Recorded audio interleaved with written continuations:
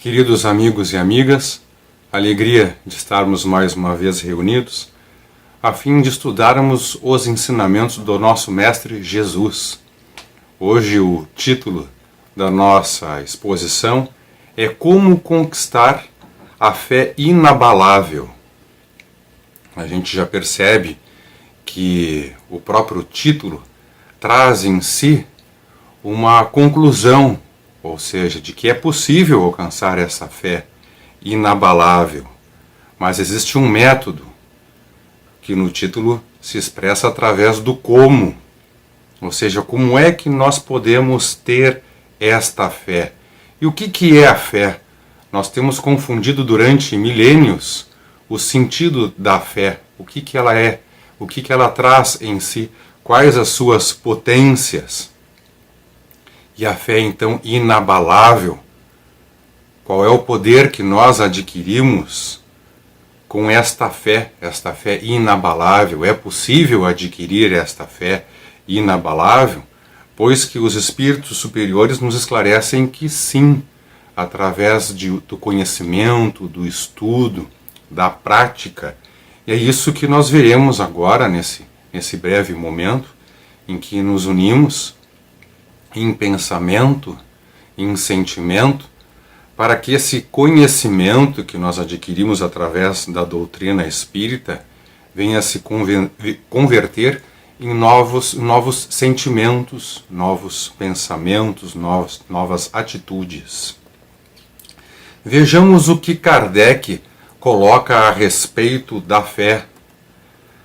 Kardec, no Evangelho segundo o Espiritismo, coloca que se entende que fé é a confiança que se tem na realização de uma coisa, a certeza de atingir determinado fim.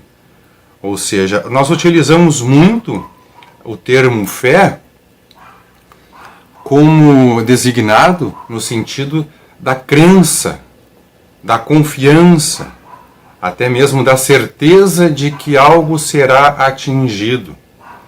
Seja de que algo venha a acontecer ou que sejamos nós capazes de realizarmos algo. E baseado nisso, equivocadamente, muitas pessoas depositam a sua fé nos outros sem antes depositarem a fé em si mesmos. É isso que nós veremos no decorrer dessa exposição, porque a fé é uma força que nasce, que se desenvolve, que se manifesta de nós para conosco, para com o próximo e para com o meio, inclusive com a nossa relação com Deus.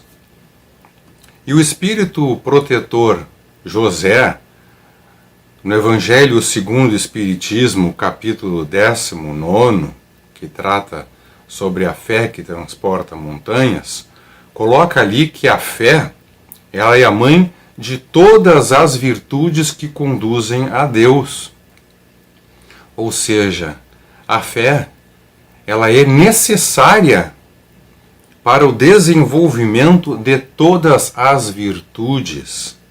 Coloca, inclusive, que a fé é a mãe da esperança e da caridade. Ou seja, a esperança e a caridade são corolários da fé, ou seja, são o resultado da fé.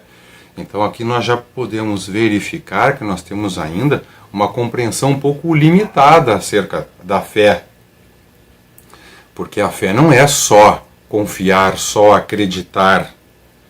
Ela é uma potência que desenvolvida e aplicada na nossa vida, ela vai permitir que venhamos nós desenvolvermos todas as virtudes que conduzem a Deus. E coloca que para a fé ser proveitosa, ela deve ser ativa, não passiva. Quem tem fé não espera, num sentido de ficar inativo. Quem tem fé trabalha, opera pelo próprio progresso. Daí que ela é uma força propulsora. E aí nós vamos pensar como é que a fé pode ser corolário da esperança e da caridade. Então eu não posso ter esperança sem antes desenvolver a fé? É muito difícil. Porque a esperança em si, ela tem a característica de nos exigir a paciência, a resignação.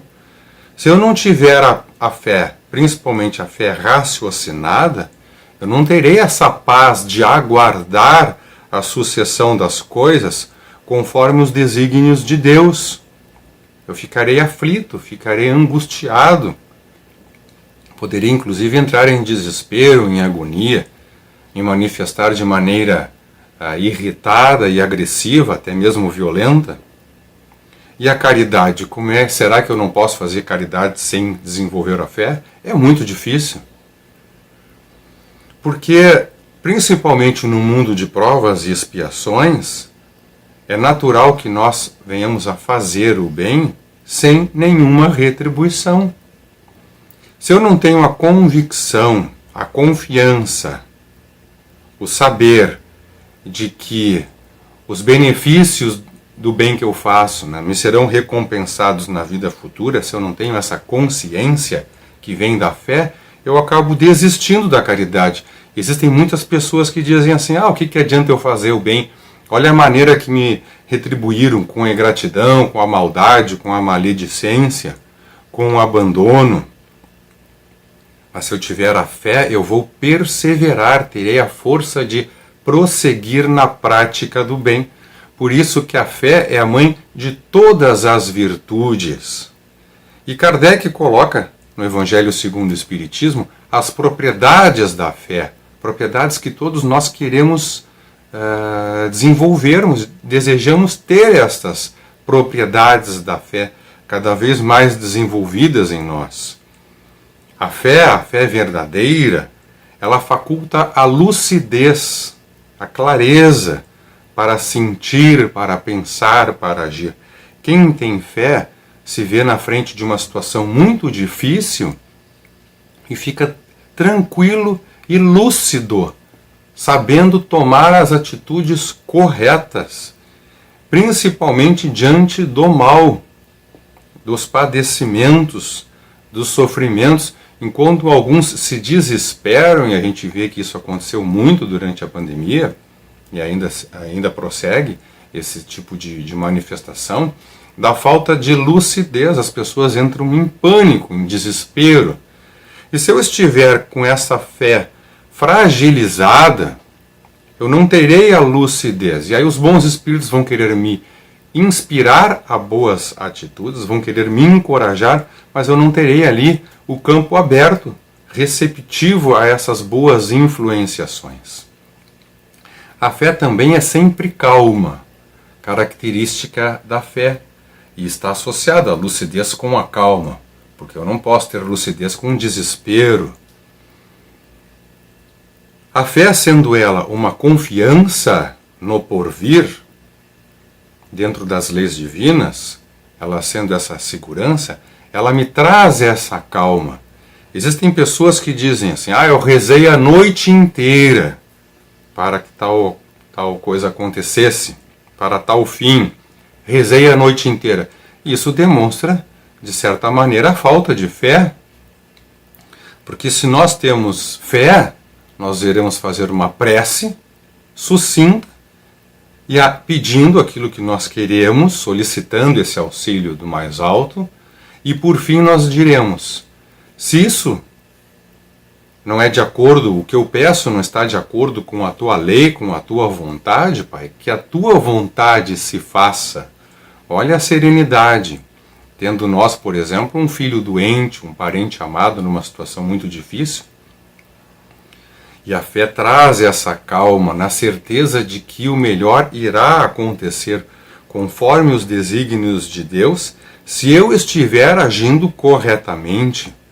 Porque não existe nenhuma atitude e nenhum pensamento bom que não traga uma consequência boa.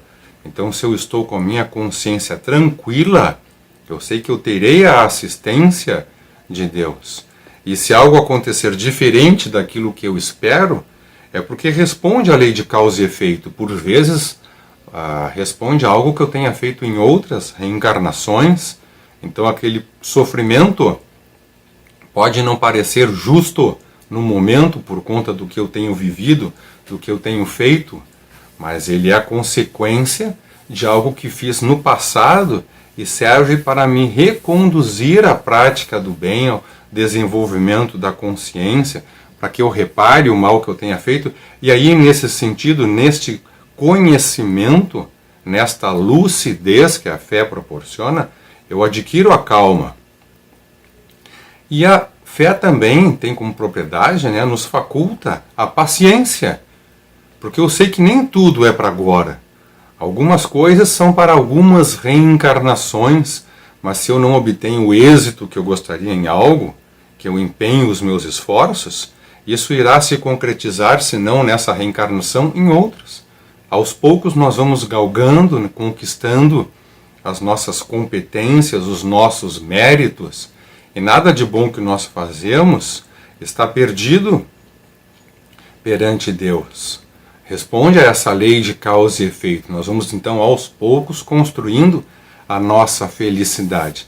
E a fé faculta então essa lucidez de pensar, de agir, de sentir, nos dá calma, nos dá paciência. E todos nós queremos adquirir isso. Mas como é que nós podemos adquirir essa fé em um nível ao ponto desta fé ser inabalável? Vamos ver isso. O Espírito Emmanuel, no livro Pensamento e Vida, capítulo 6, esclarece que a fé, a definição da fé, vai muito além ainda da nossa compreensão, ao ponto de que a fé não encontra definição no nosso vocabulário. E aí ele coloca nesse capítulo 6, que a fé é uma força, é uma potência que nasce com a própria alma, uma certeza instintiva na sabedoria de Deus, que é a sabedoria da própria vida. O Espírito Emmanuel estende essa colocação, dizendo que a fé é uma força que existe em tudo que Deus cria. Todas as criações de Deus já têm essa potência, que nós chamamos essa força, esse poder que se chama fé. Um exemplo. Uma semente é largada num solo árido, num solo duro,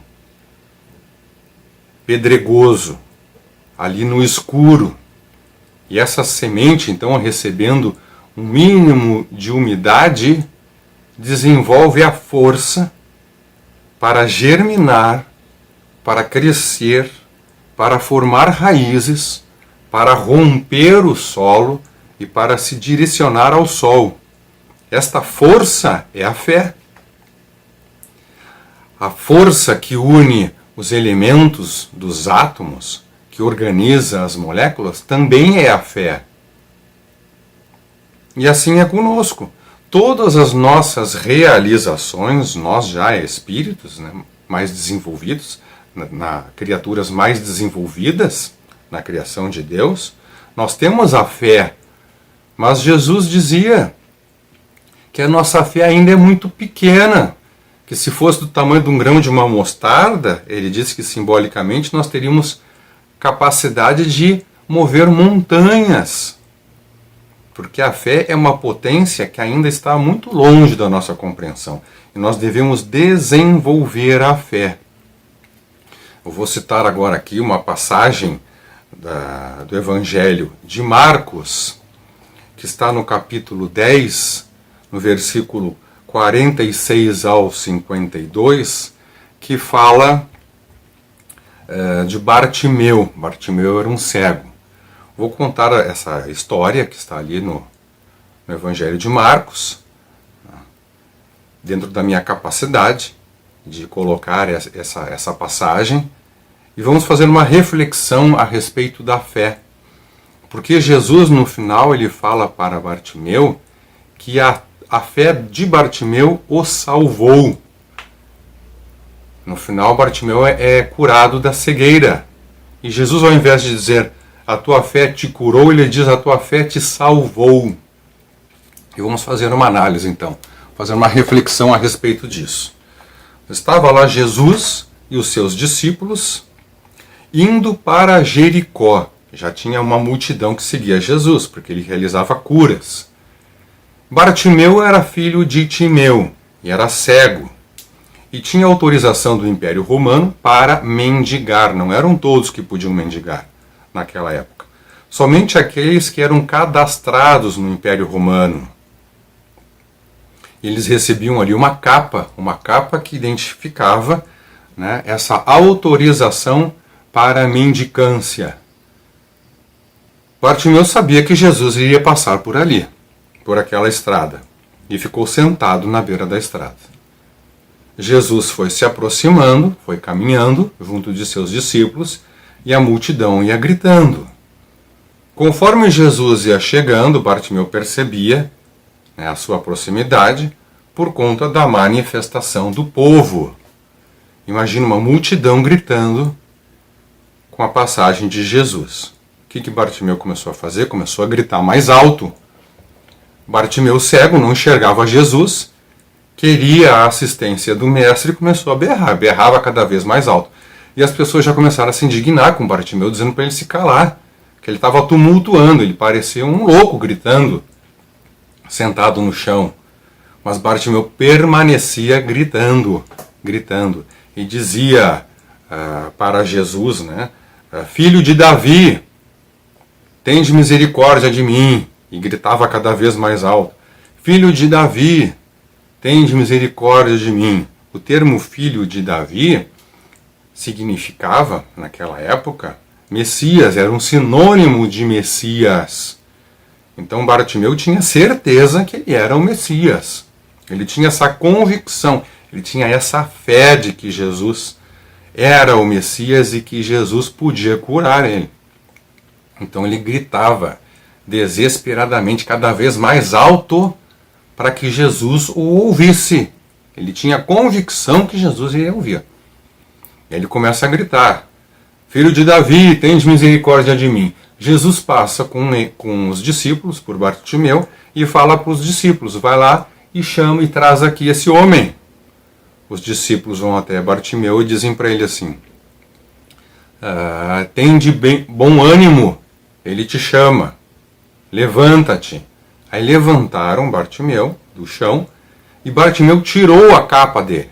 Tirou a capa que ele estava usando, a capa de mendigo, e jogou no chão. E seguiu junto com os discípulos. À frente de Jesus, ele ouve o mestre indagar, o que queres que eu faça? Aí a gente vê essa passagem, se a gente não tem um conhecimento do Espiritismo e do livre-arbítrio, a gente até pode se questionar, Jesus já não está vendo que ele é cego? Precisa perguntar o que ele quer? Claro que ele quer enxergar. Não, podia ser que ele quisesse outra coisa. Jesus queria que Bartimeu exercitasse o seu livre-arbítrio dizendo o que ele queria. E é claro que Jesus sabia o que ele queria, porque Jesus tem a capacidade de ler as nossas mentes. Saber dos nossos desejos, das nossas intenções, inclusive dos desejos e intenções mais ocultos. Então, Bartimeu disse que queria ter a vista, ou seja, de enxergar novamente. E aí Jesus, então, cura Bartimeu. E Bartimeu, que era cego de nascença, que já nasceu cego, começa a enxergar e parte junto de Jesus. Segue a multidão e vai atrás de Jesus para ouvir os seus ensinamentos. Jesus diz, vai. Na hora que cura Bartimeu, diz, a tua fé te salvou. E aí a gente pensa assim, por que Jesus falou que te salvou ao invés de dizer te curou? E que fé é essa que ele teve? Porque afinal de contas, que feito que ele fez para demonstrar tamanha fé assim? O que ele fez de tão grandioso para demonstrar uma fé tão grande assim, capaz de salvá-lo? Bom, Bartimeu tinha convicção de que Jesus era o Messias. Não desistiu em nenhum momento de clamar pelo seu auxílio, mesmo quando os outros o repudiavam, que ele estava gritando. Na hora que os discípulos vão levar Bartimeu até o Messias, Bartimeu larga a sua capa. Ali ele dá uma demonstração enorme de fé, porque Bartimeu, largando a capa, ele perde o direito de mendigar. Ele não tinha emprego, como é que ele ia fazer para sobreviver? E se Jesus não conseguisse curar ele? Ele permanecesse cego? O que ele ia fazer na vida? Como é que ele iria sobreviver? Como é que ele iria encontrar o sustento para se alimentar, por mínimo? Aquele foi um ato de enorme fé, de confiança, de convicção.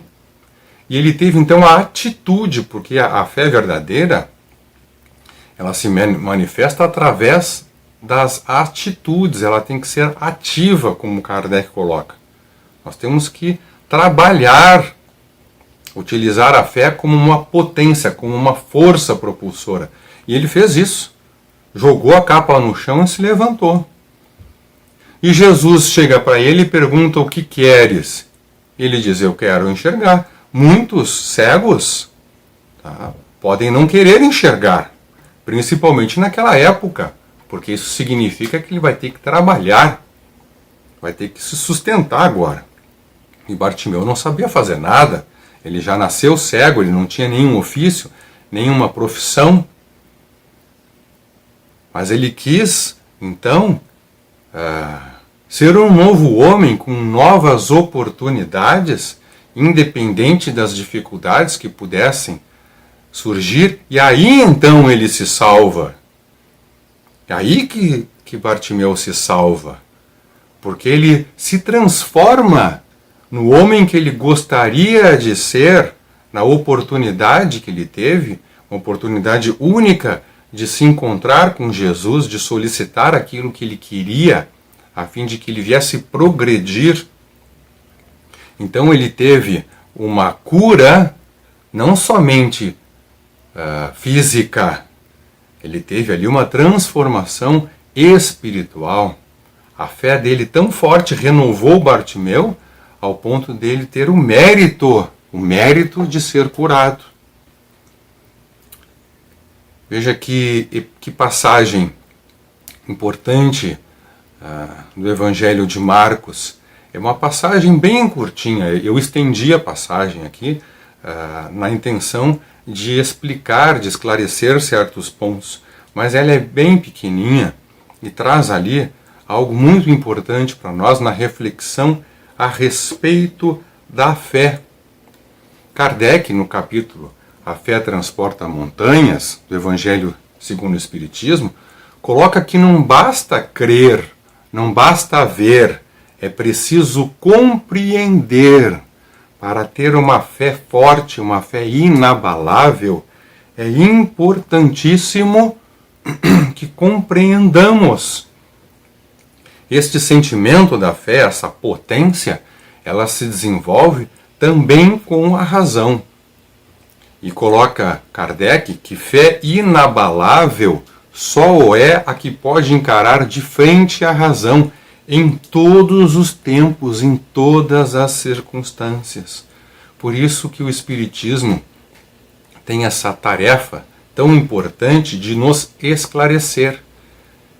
Nos esclarecendo, o Espiritismo também nos consola e também fortalece a nossa fé, porque nós utilizamos da razão para compreendermos a respeito de nós mesmos, das circunstâncias que nós vivemos, do porquê das nossas dificuldades.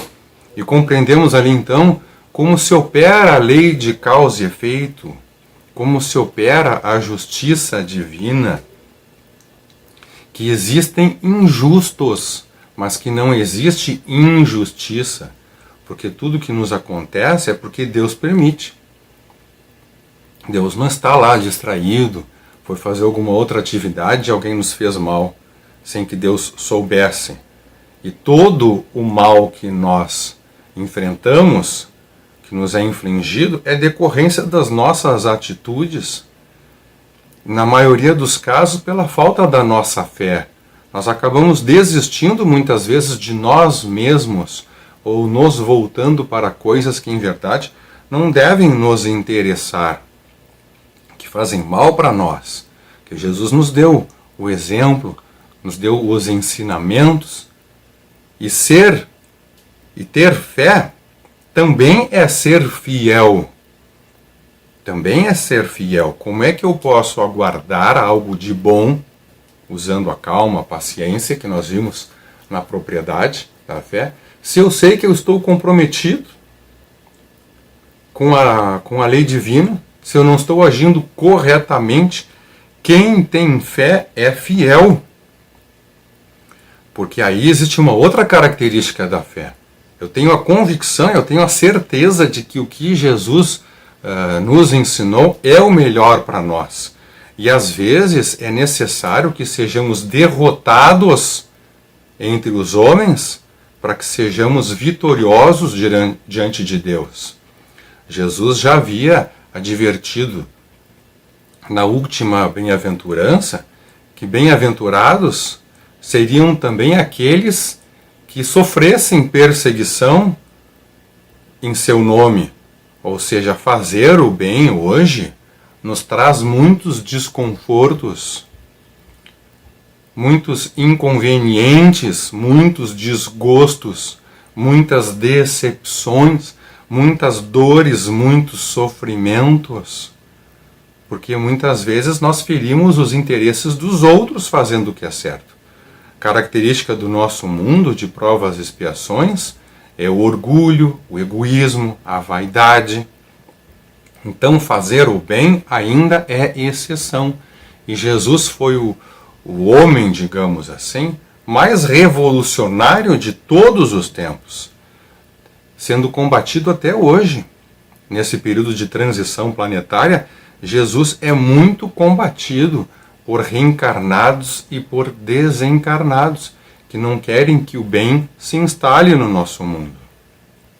Jesus dizia também, que nós vemos ali, que nós vemos isso em Mateus, capítulo 10, versículo 32 e 33, Jesus disse: aquele que me confessar e me reconhecer diante dos homens, eu também o reconhecerei e confessarei diante do meu Pai. Ou seja, ele coloca aqui que nós devemos ter muita fé naquilo que ele ensinou, naquilo que ele nos pediu, em especial que nos amemos uns aos outros, assim como ele nos amou.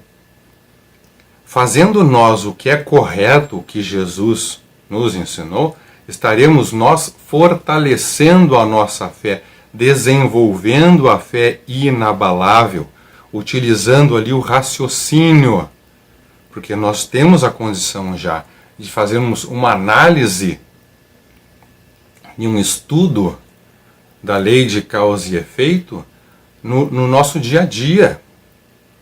Jesus nos ensina a perdoarmos, por exemplo. Aí nós vamos lá, estudamos as características do perdão. Uma delas, por exemplo, significa dar mais, dar além, perdonare, dar um pouco mais, dar uma oportunidade àquele que faltou conosco.